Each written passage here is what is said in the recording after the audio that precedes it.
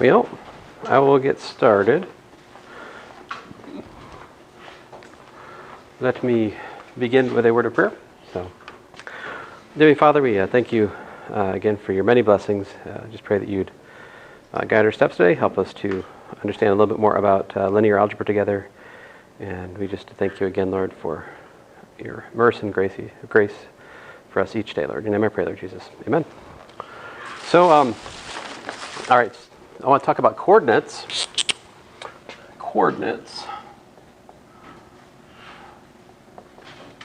And so, we're just talking about coordinate systems in Rn. And we're only talking about coordinates in the sense of linear algebra. So these are kind of boring in some sense. So like, if I have,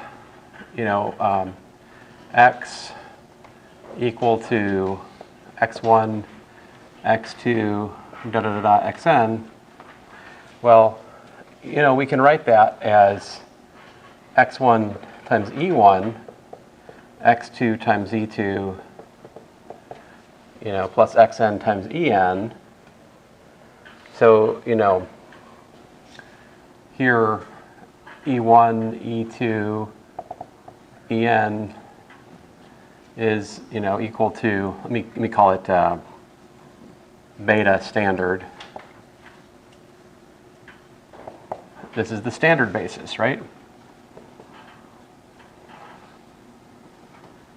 And it's very silly because if you look at the coordinate vector of x with respect to the standard basis, we'd hardly ever write this.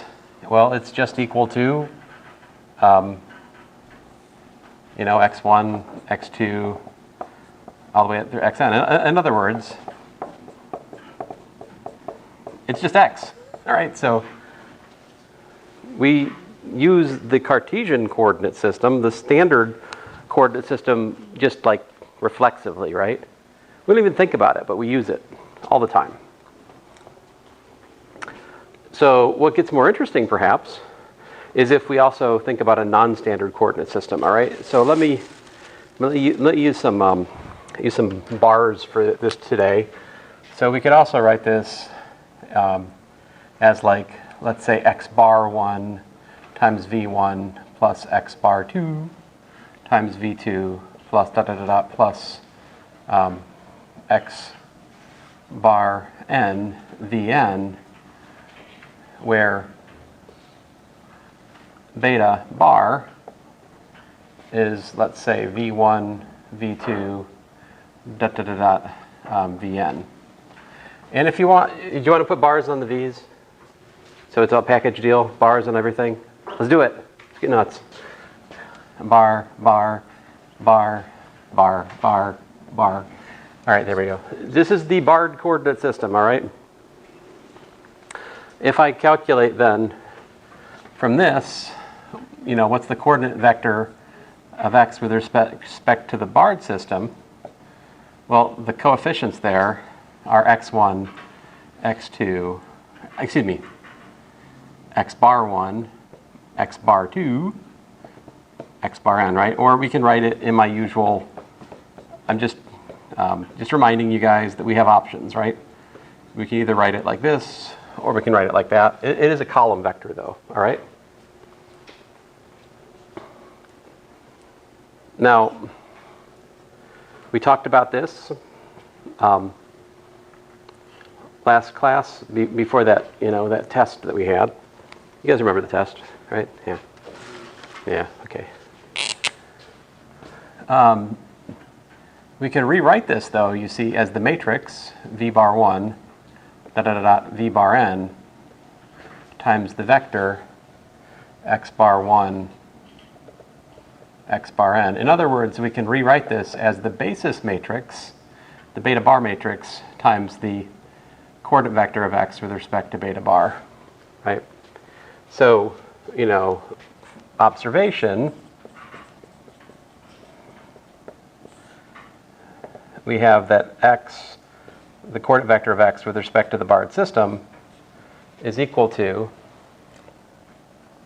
so we can solve x equal to beta bar matrix times the coordinate vector with respect to the barred system. We can solve that for the coordinate vector, and what do we get?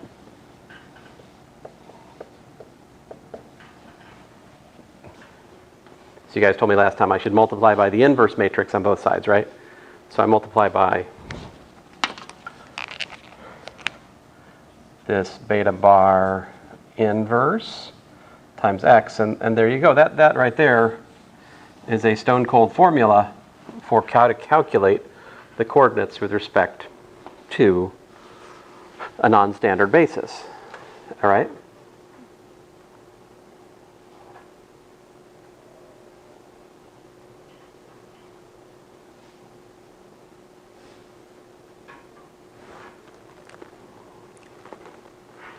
Let's see here. Now,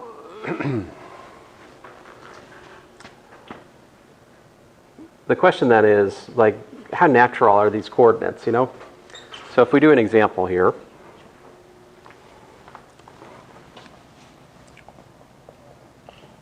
if I say, you know, v bar 1 equals 2,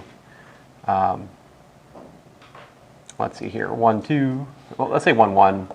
And I'm going to do the same example again, if you guys don't mind. Not exactly the same example, but kind of similar. If we use this for the barred coordinate system, I'm going to put primes on it this time, actually. v1 prime, v2 prime, all right? Then I'm going to call beta prime v1 prime, v2 prime. So then the beta prime matrix is what? So you guys tell me, what's the inverse of the beta prime matrix?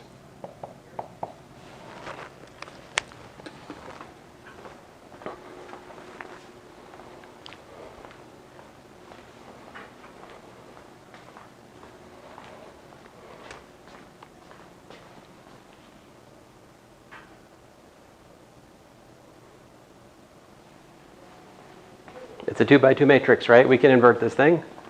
What's the determinant? It's what? We got a 1 over negative 2.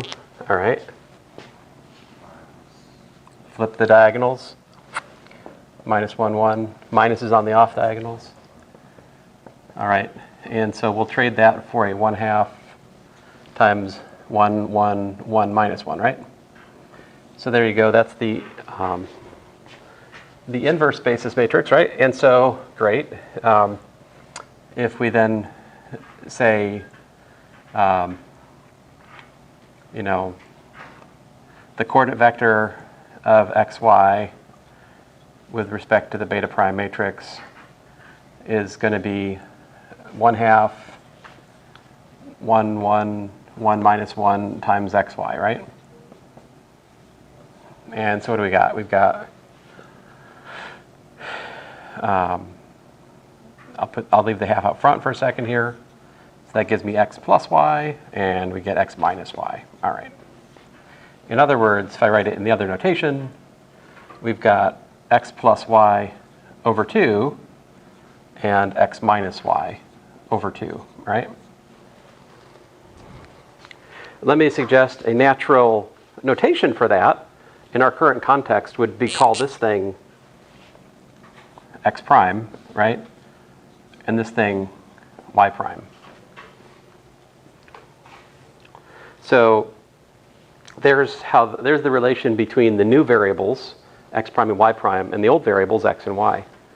Yeah? Would you want to avoid putting that plus sign into an x and y in the matrix? Because it makes it look like a 2 by 1. Well, it is a 2 by 1. But it is a 2 by 1. Wait. I mean, this is a 2 by 2. Oh, wait, it is actually. Yeah. You're cool. It's fine. Your question is good, because if you have this question, others have this question as well. But yeah, it is. That's part of the reason I rewrote it in the other way. Yeah. Can you guys tell me how to solve for x and y in terms of x prime and y prime? What if I want to find the other way? Yeah?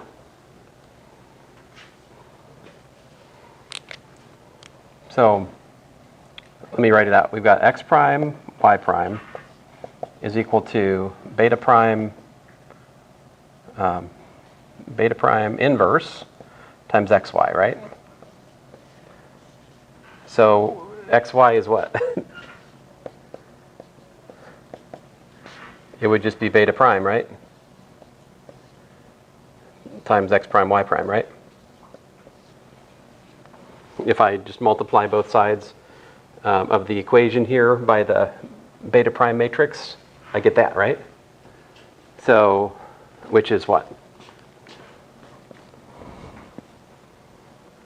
We got 1, 1, 1 minus 1 times x prime, y prime. And I'm going to skip straight to the other notation. So x prime plus y prime, comma, x prime minus y prime, right?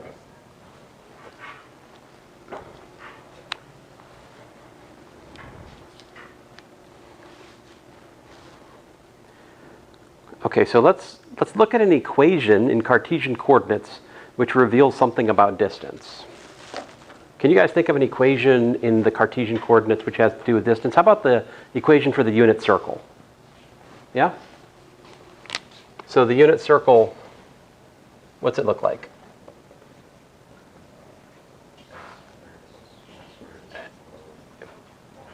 X squared plus y squared equals to 1. Correct. What is the equation for the unit circle if we instead write it in terms of the primed coordinates?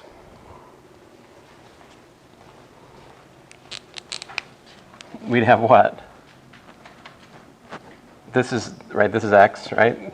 And this is y. So I'd have x prime plus y prime squared plus x prime minus y prime squared equals to 1, right? What happens when you square those out?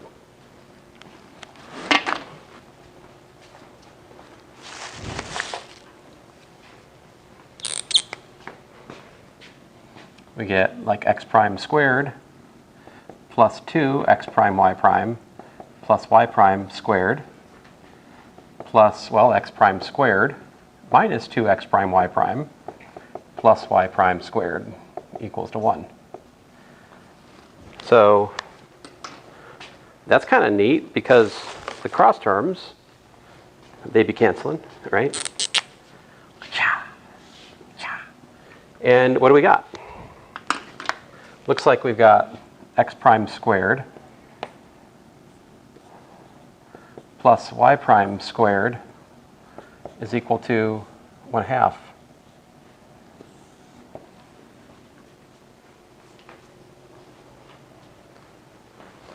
So what does this reveal to you about the concept of distance as it relates to like different coordinate systems here? So like the circle is the set of points distance 1 from the origin, right? And what this calculation shows us is that the set of points that's distance 1 from the origin has the equation x prime squared plus y prime squared equals to 1/2, right? So the notion of distance is not the usual one with respect to the prime coordinates, right? So the reason for that is that, I mean, just generically speaking, well, you see this actually, generically speaking, we have that, you know, x squared plus y squared is equal to 2 times x prime squared plus 2 times y prime squared, right? So this is like literally the distance from the origin of the point xy, right? This is distance from origin, right?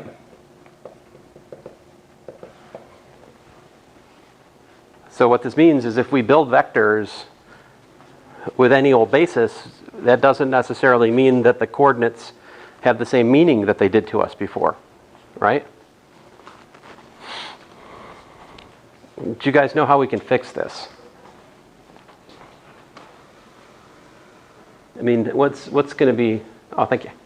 What's going to be a coordinate system which is going to maintain the notion of distance in the new coordinates?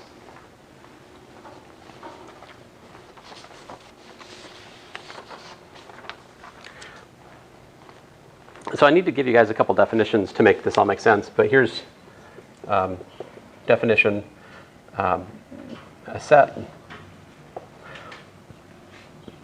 V1, V2, da da da da, Vn is orthonormal. Well, let's say orthogonal, orthogonal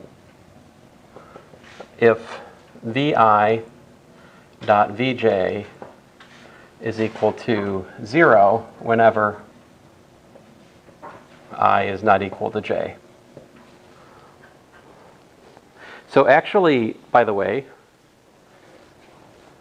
how about, do you guys know what the dot product is?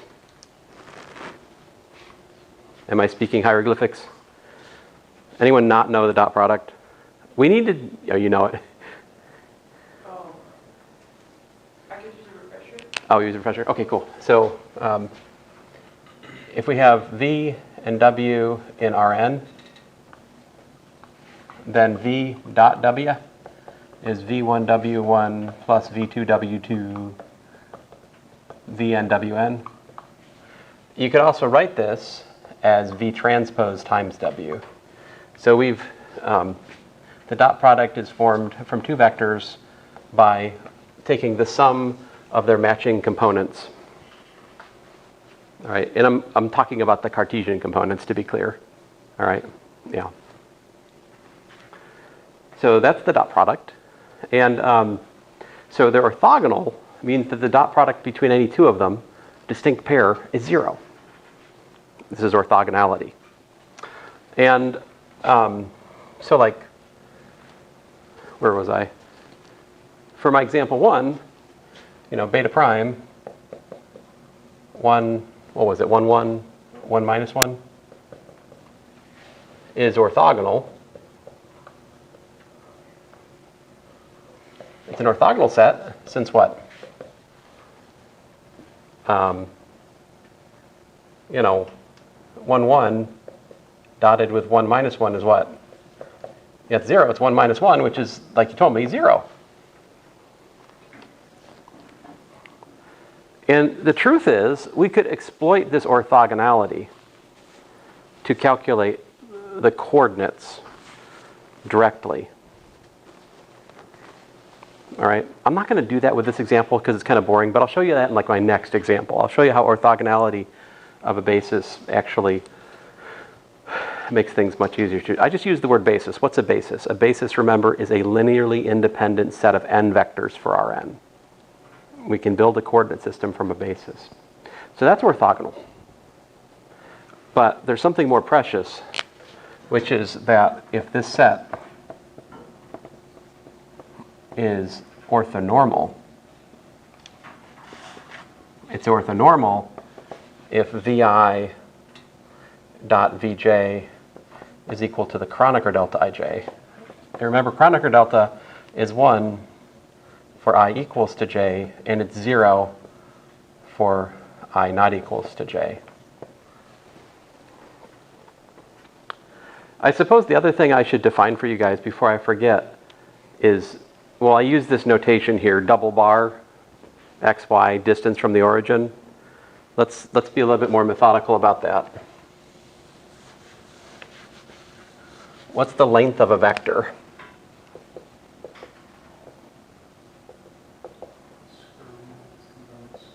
Square root of the, then, right?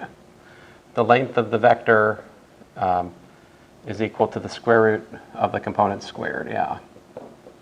Very good. And how can we write that in terms of dot product?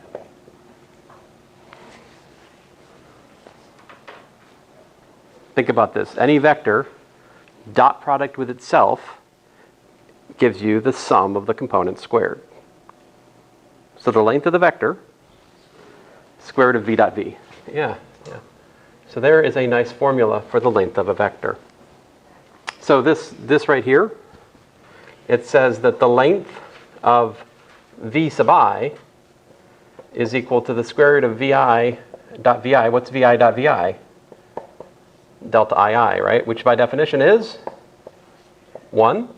So the length of every vector in the orthonormalized basis is 1. Right? Now, if we take my example 1 and we normalize the basis, the coordinates will become much nicer. So like example 2, normalize. And now what does it mean to normalize a set?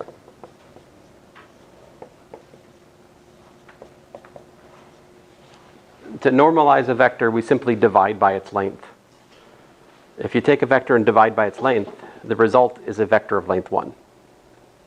Let's put it into practice. What's the length of my, v1 prime and v2 prime? They're both what? Length what?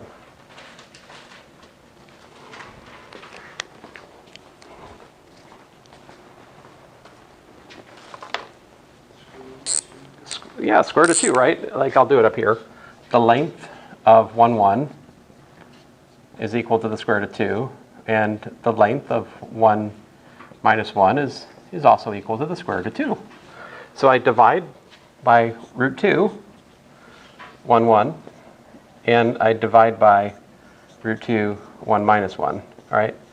And I'm going to call these new vectors v bar 1, v bar 2. All right? You guys with me? What's the basis matrix now?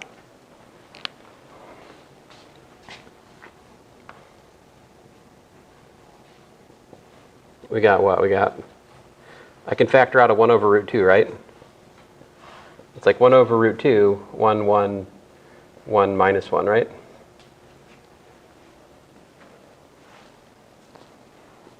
If you like, I can put the root 2 in all the components. Would that be better? I mean, I don't know, whatever. Fine.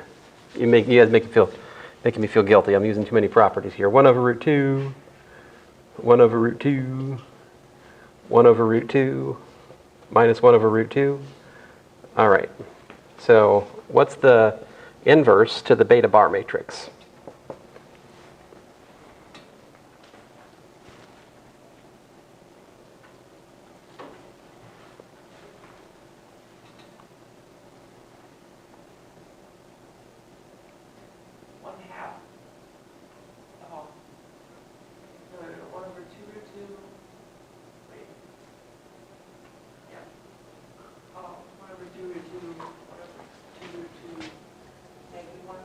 Yeah, 1 over minus a half, right?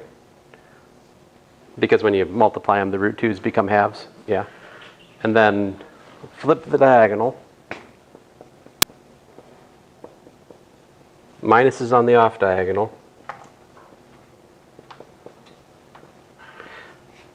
Which gives me, actually, 1 over root 2, 1 over root 2, 1 over root 2,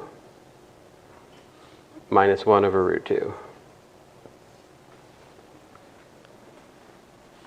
Whoa, mind blown. Look at that.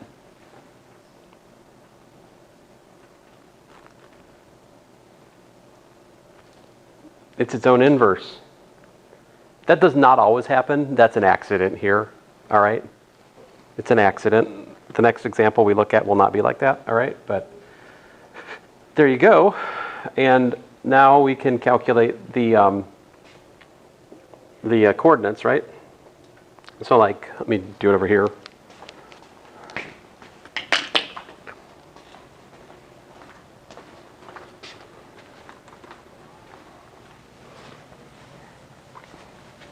By the way, I'm breaking from the notes at the moment because I feel like this part of the course is exactly where I should talk more about the notion of distance and coordinates and how these things go together. Now, technically speaking, on the course schedule, like I have this stuff much later, I think.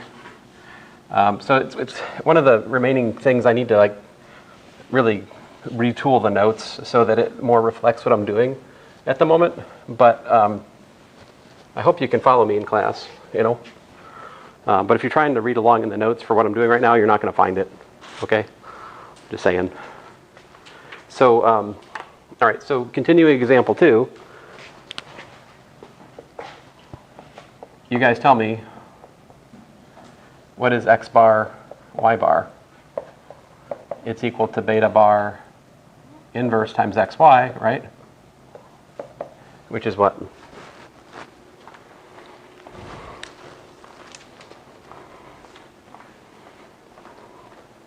By the way, the smarter way to do that calculation would have been to leave the 1 over root 2 out front and like work with properties of inverse instead of what we did. Anyway. Okay, so we had, I'm going to put the 1 over 2 out here. It was what, 1, 1, 1, minus 1? Yeah?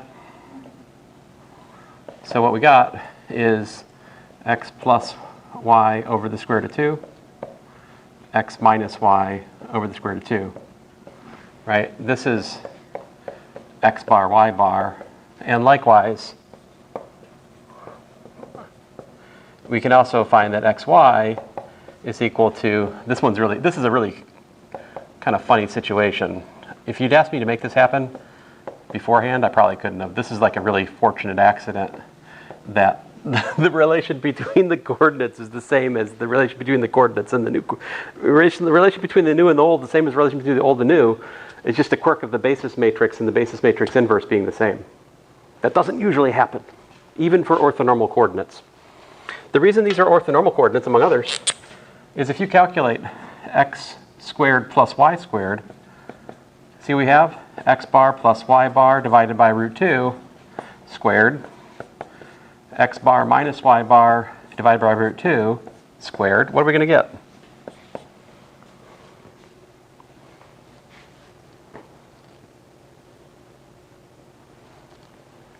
There's a half, right? That's everywhere. Let's pull it out front. And we get x bar squared plus 2x bar y bar plus y bar squared plus x bar squared minus 2x bar y bar plus y bar squared. We get, oh, x bar squared plus y bar squared. So what's the unit circle in the Cartesian coordinates? X squared plus y squared. What's the equation of the unit circle in the orthonormal coordinates that we just wrote down, x bar, y bar? X bar squared plus y bar squared, right? So these coordinates play nice with our intuition, all right?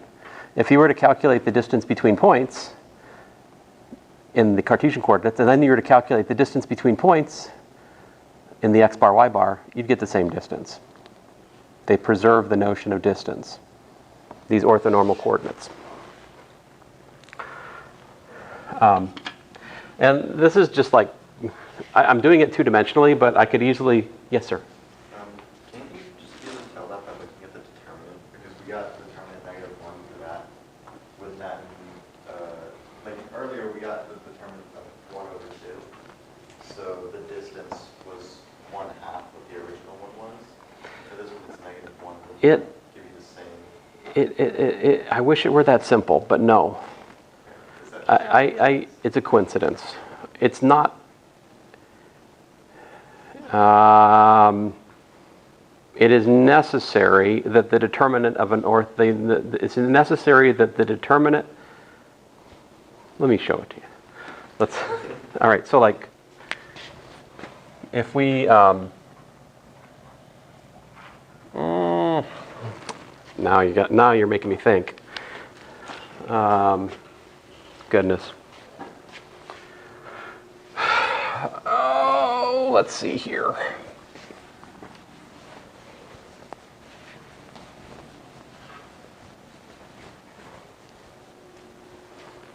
All right, so let us look at a orthonormal basis, all right, for Rn. An orthonormal basis for Rn. And I want to build a given point. All right? So let's do a calculation. Let beta equal to v bar 1, v bar 2, v bar n. All right? Where v bar I dot v bar j is equal to Kronecker delta ij. All right, so in other words, beta bar is orthonormal. I can't spell. Orthonormal. All right? So let's actually look at x equal to the sum I equals 1 to n of x bar I, v bar I, right? And let's calculate x dot x.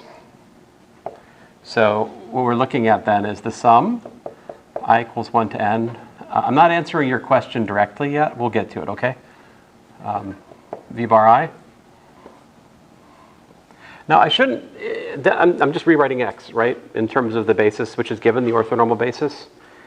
I shouldn't use the same letter for both, because these are different sums. So I'm going to use a j for this one, but that's just a dummy index of summation. So j equals 1 to n of x bar j, v bar j. All right? Now, the dot product has really nice properties. It's linear, in fact.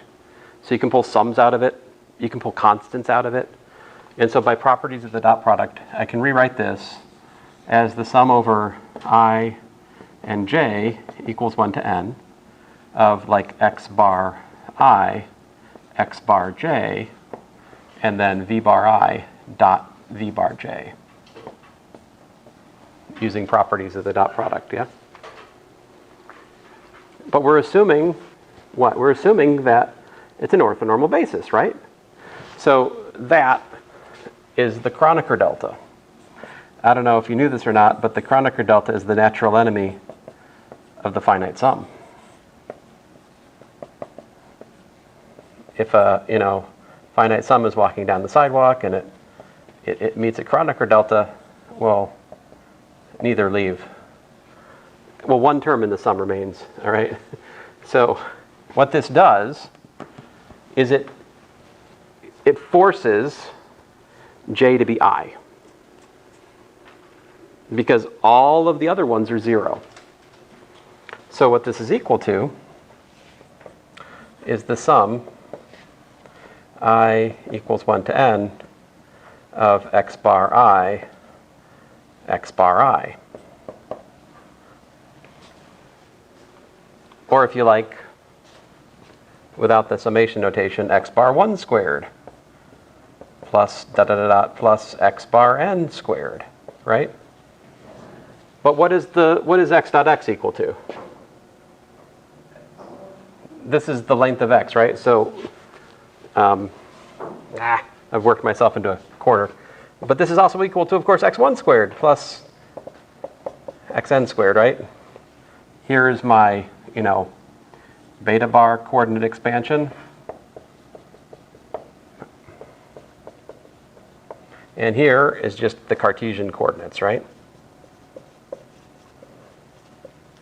And so what I'm showing you is that it's not an accident of the two-dimensional example we just did. It is a necessary consequence that if you use an orthonormal basis, the concept of distance from the origin is maintained for an orthonormal system. Now you were conjecturing about the determinant of the basis matrix, right? Let's think about that some. So, all right. I guess I probably can do it here. What happens if we look at, well, you guys tell me, what's beta bar? Well,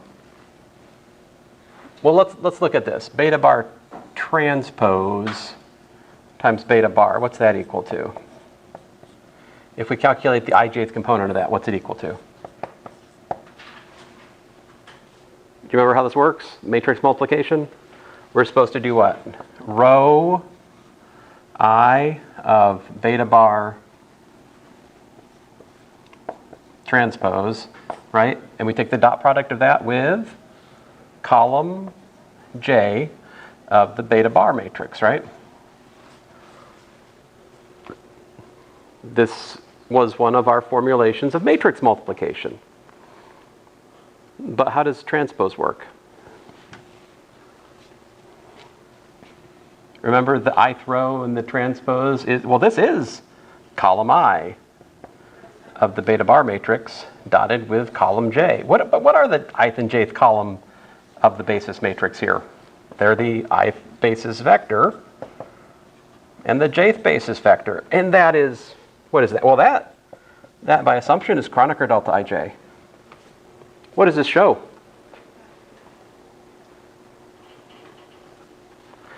This shows then, if you look at it, tilt your head and squint, we've got that the transpose of the basis matrix times the basis matrix is equal to the identity matrix. Now this is, don't misquote me here, right? Don't misquote me. There's a context here, a precious and special context for this to be true, and that context is what? Orthonormal basis. This is in the context of an orthonormal basis matrix. Let's put that into another, what does that mean though? That's exactly right. That means that the inverse is equal to the transpose for an orthonormal basis.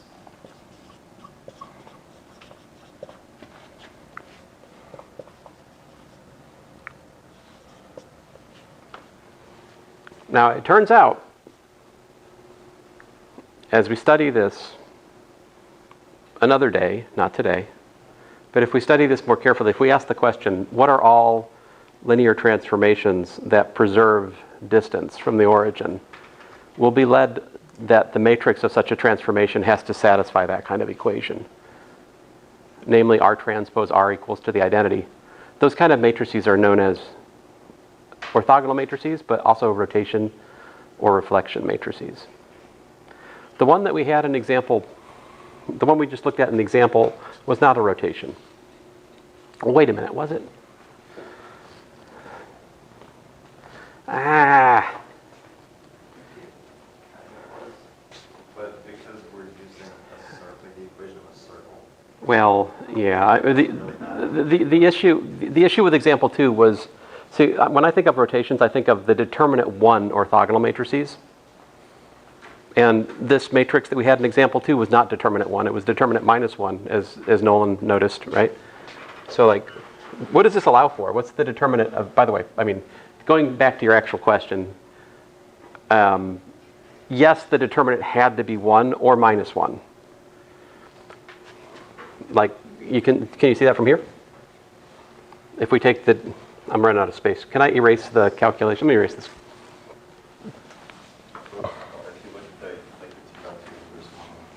and you take away the determinant, then it's essentially just the transpose formula. But Take away. Times -1. So you're talking about like the particulars of that example, right? Yeah. Okay. I think I agree. Here are properties of the determinant. We remember those, yeah? This is what? So we've got the determinant of beta bar transpose times the determinant of beta bar. But remember what the determinant does to transpose? Does it care? No, It doesn't care, right? So this is really just the determinant of beta bar squared, right? But remember, this whole thing is equal to the determinant of the identity matrix, which, by the way, is 1. So therefore, the determinant of an orthonormal basis matrix must be plus or minus 1. Those are your choices. Which does mean, for the 2 by 2 formula, the dividing by AD minus BC becomes kind of stupid, right? So that's nice.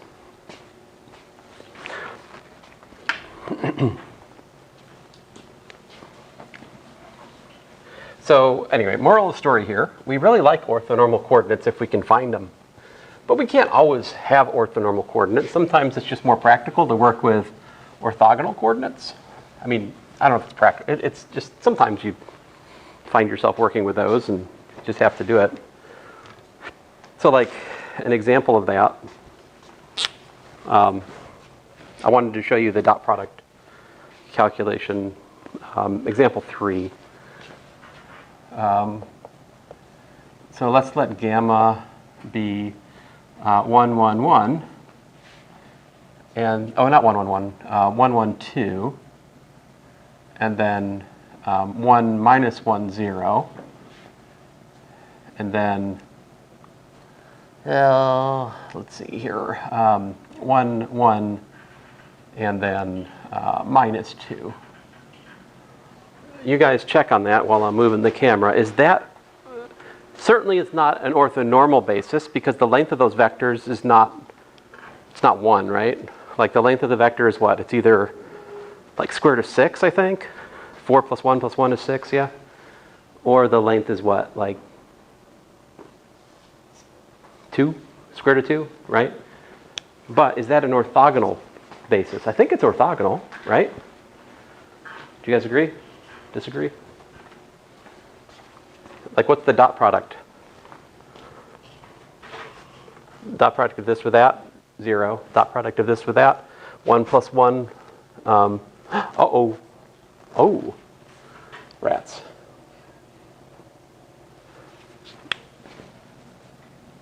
There we go. 1 plus 1 is 2. 2 minus 2, 0. Yay. This and this, dot product 0. Okay, I think we're good.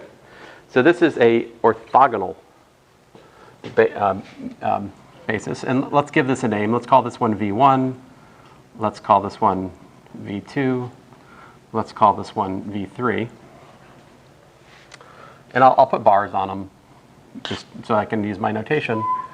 So suppose you want to find, we got a vector ABC, and I want to find, you know, this is equal to x bar 1 times v bar 1 plus x bar 2 times v bar 2 plus x bar 3 times v bar 3, right? So my goal at the moment is to find these guys. That is a different way of saying calculate the coordinate vector of the point ABC with respect to the gamma matrix, okay? Now, if we did that with what I showed you last time we had this talk, and or what we just started class with, we'd have to calculate the inverse to the basis matrix. I don't want to do that. It's a 3 by 3 inverse, right? Now, sometimes you have no choice. Sometimes you just have no choice. But this time we have a choice because we could use dot products.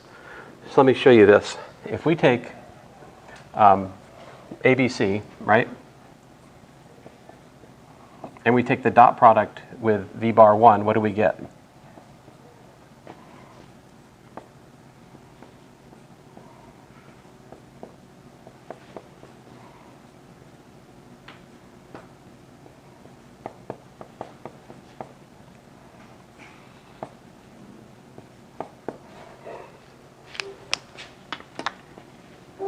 What happens here? See this and that? Those are what?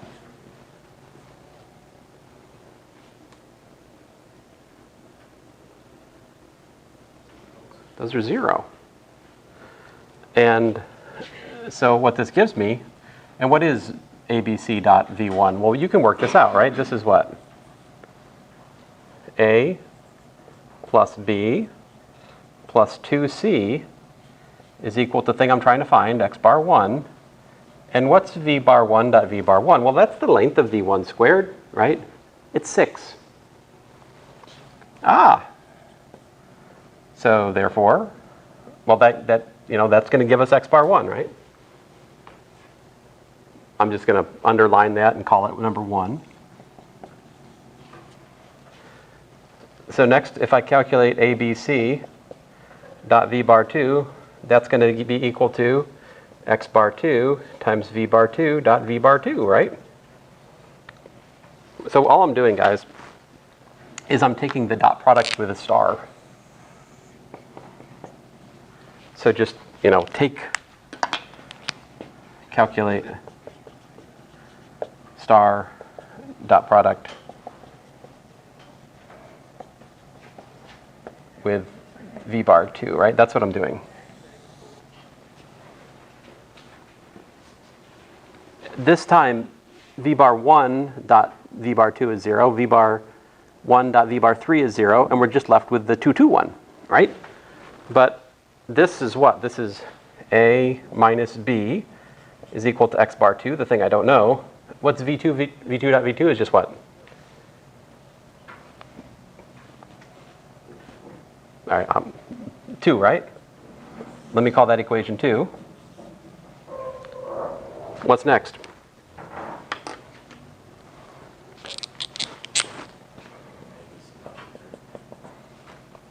Yeah, ABC dot v3, v bar 3. That's going to pick me x bar 3 times v bar 3 dot v bar 3, right? Which gives me, a plus b minus c is equal to x bar 3 times, well, 3. So lo and behold, we have found that the coordinate vector of ABC with respect to the orthogonal gamma basis is simply given by a plus b plus 2c all divided by 6. And then you got an a minus b over 2. And then you got a plus b minus c over 3. And there you go. We calculated the coordinate of an arbitrary point just like that. Right? So this was my x bar 1, x bar 2, x bar 3, right? Or if you like, I could tell you the coordinate vector of x, y, z, right? With respect to the gamma coordinate system is x plus y plus 2z divided by 6, x minus y over 2, or x plus y minus z over 3. If you'd prefer that notation, we could put the result in that notation. You see what we did not do? We did not have to calculate the inverse to the basis matrix, all right? Even though it wasn't orthonormal. It's almost orthonormal. Orthogonal is almost orthonormal, right? Now you could have easily orthonormalized this basis. What would that have been?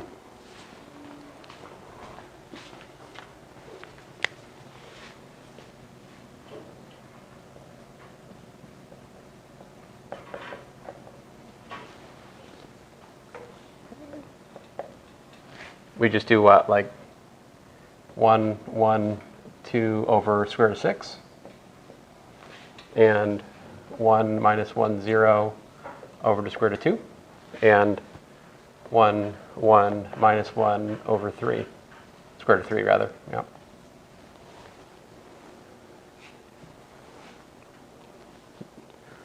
And if we'd use that, if you use an orthonormal basis, then the calculation of the coordinates is even easier. You just take the dot product with the orthonormal basis.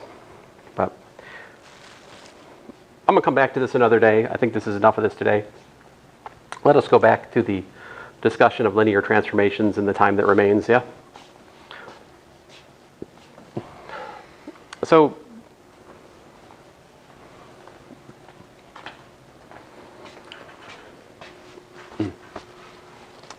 do you guys remember what the story was for linear transformations? What did we have? We had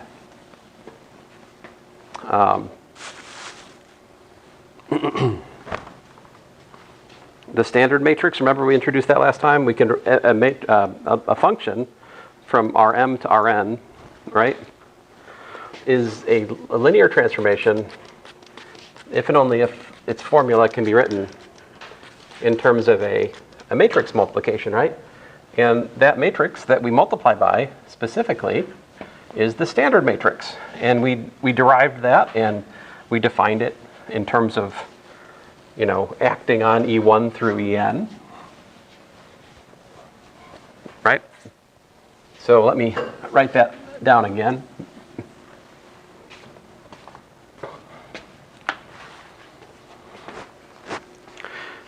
So if we have T as a mapping from Rn to Rm, and T is linear transformation, then T of x is equal to the standard matrix of T times x, right? Where the standard matrix of T, remember, is given by T of E1, T of E2, T of En. So this is the standard matrix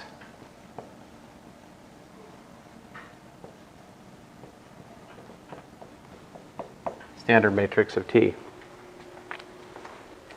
But now we know about other coordinate systems, right? So it would be nice if we could also talk about the matrix of T with respect to another coordinate system. Yeah? So what would that mean? Yeah? So this was a definition of the standard matrix. So here's a definition. Given bases beta for Rn and gamma for Rm and linear map T that goes from Rn to Rm, we define the matrix of T with respect to the beta basis for the domain and the gamma basis for the codomain, the range if you like, as simply, oh man, I need to actually give you, I need to spell out what the vectors are in beta.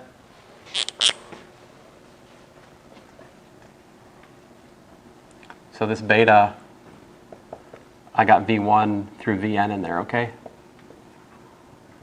So what I do is I take T and I put V1 into the first one. I calculate the gamma coordinates of that. That's the first column. Then I take T and I put in V2. I calculate the gamma coordinates of that, all right? And so forth until I get the nth basis vector in beta, and I calculate the gamma coordinates of that. So this is the matrix of the linear transformation T with respect to the basis beta in the domain and gamma in the range.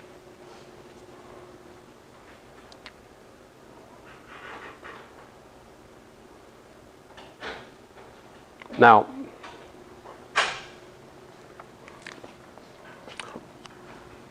it can be shown, all right? We can show that that means that T beta gamma times any vector you like, let's call it x, with the beta coordinates is equal to T of x with respect to the gamma coordinates. I'm not going to try to derive that for you right now because I feel like it would just be all the rest of what we did today and it's not that interesting. But trust me, you can demonstrate that that has to be true for this matrix. All right? I'll try to work out another day for you guys. But I want to find, what I want to do right now is simply find for you, how does this newfangled matrix, the matrix with respect to the new coordinate, the new bases, beta and gamma, how does that relate to the standard basis? See, that we can calculate here without much work. And let me show you how. So this implies what? Well, this implies that the T beta gamma matrix, right? How do we write x, the coordinate vector of x with respect to the basis, beta base? Let me just do it. So this is beta inverse, right, times x. That's what this is, yeah? How about the other side?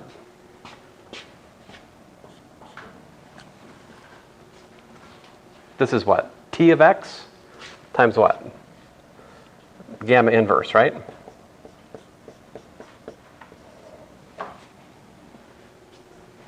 Do you guys follow me? I'm just using the observation we started class with, that to calculate the coordinates with respect to a basis, we simply multiply by the inverse basis matrix.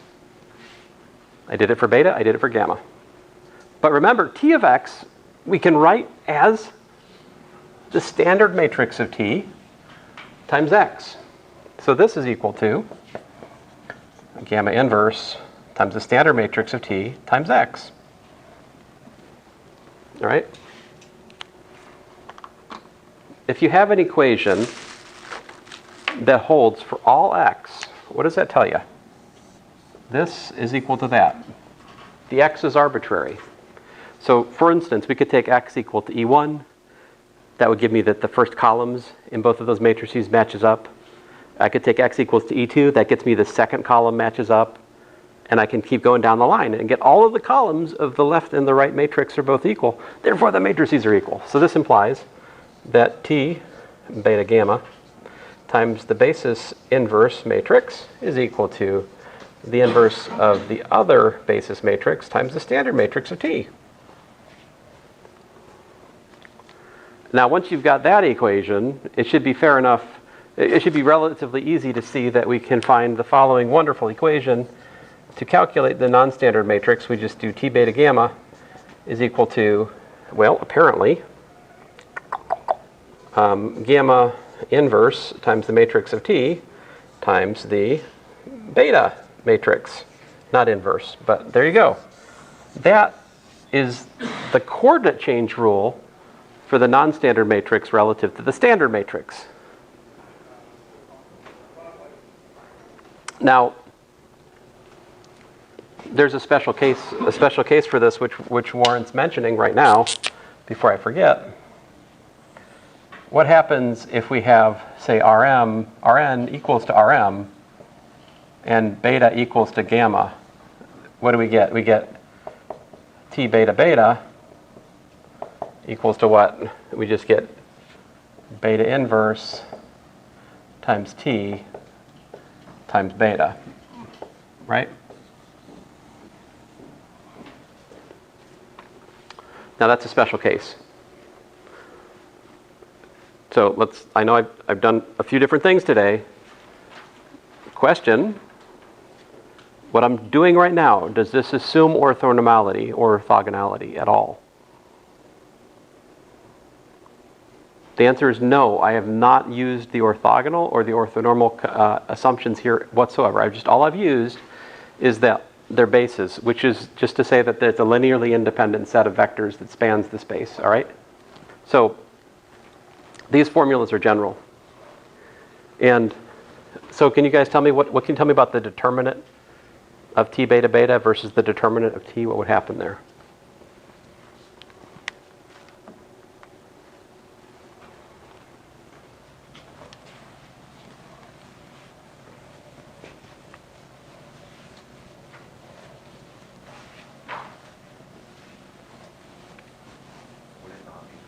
It would be the same, yes, because the determinant of the product is the product of the determinants, and the determinant of the matrix and the determinant of its inverse are reciprocal, and as such they cancel.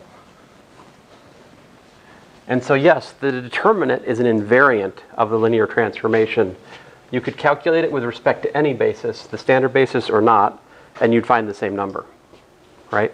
So the determinant defines something that's coordinate independent about the linear transformation. The trace is also like this. If you calculate the trace of T beta beta, you get the trace of T. Because the trace of AB is the trace of BA. The trace has properties that allow you to cancel the beta beta inverse. We'll talk more about that some other day.